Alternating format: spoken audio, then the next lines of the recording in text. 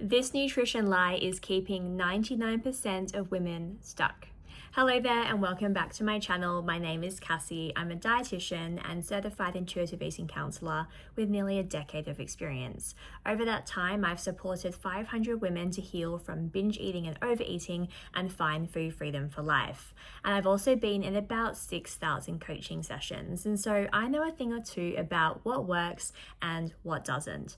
And this mistake I see time and time again because we live in a culture that celebrates restriction and undereating. And that is not getting enough nutrition in every single day and then blaming themselves for having no willpower and falling victim to yet another bucket of ice cream, bag of chips, or block of chocolate. If that is you, please hear me when I say this. This is not your fault. One of the main reasons we struggle with food as women is because we've been told in a million small and big ways that we can't trust ourselves, and it is our job to make ourselves as small as possible. And so that then translates into behaviors like underfueling, undereating, not eating foods that we truly love and that we're craving. And then we keep those foods on our mind until we eventually give in, overeat, and binge. And so this lie around getting as little nutrition as possible might be tripping you up before you even get started. And so what to do instead is to really recognize that as a human being, one of your basic needs is food, alongside water, shelter, rest, and safety.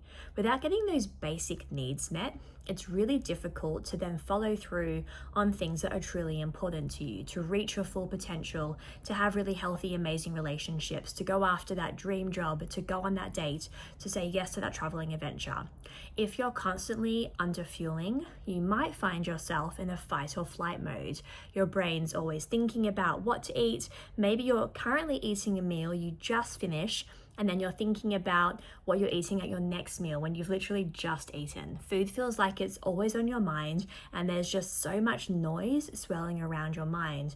Alongside that, there's also so much pressure to lose weight, get toned, be thin, and you might be constantly chasing that 20-pound weight loss, and it's never feeling good enough. If that is you, the best hack for you is to really hone in on your nutrition and really make sure you're eating enough. Educate yourself with nutrition. Are you getting enough macronutrients in at all of your meals and your snacks? And so macronutrients are things like carbohydrates, protein, and fat.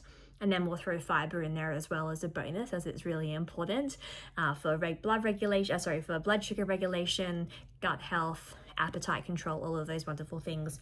And so just checking in, are you having substantial meals? The mistake I tend to find women make is they undereat throughout the day, or they're really afraid to eat in front of other people, and then they get home from the office or from a really stressful day and then just eat the cupboard. Right, when they're finally alone, they can finally release or relieve that pressure valve. They go, oh my God, thank goodness, I can finally actually get what I want and get my needs met. But that becomes tricky because we then get stuck in a cycle of self-blame and believe that we're the problem and that we have no willpower, whereas the problem itself is the restriction in the first place. And this is what I tell all of my clients and all of the members inside the Food Freedom Academy, that we cannot work with an underfed brain and body. Addressing nutrition, getting enough nutrition consistently has to come first. Think of it like your stable foundation. You know, if you went to go and build a brand new house, before you can think about what the walls look like and the plumbing and what color you're painting the living room, it's really important you have a really thorough idea of the structural integrity and the base at which you're building your house on. And that foundation here, in this context, is food.